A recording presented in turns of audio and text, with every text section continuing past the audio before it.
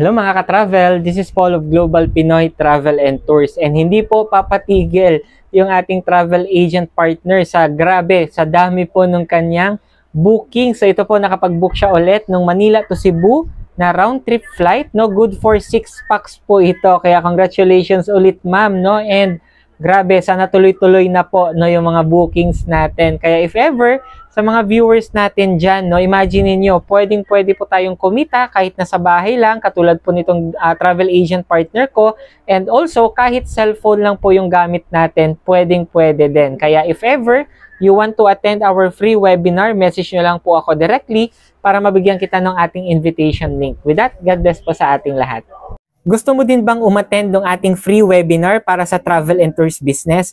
Message mo ako directly dito po sa aking Facebook, Messenger, or sa WhatsApp, or sa mga contact numbers ko na ilalagay dito sa screen para mabigyan kita ng invitation link para sa ating free webinar for you to know more about our travel and tours business. With that, God bless po sa ating lahat.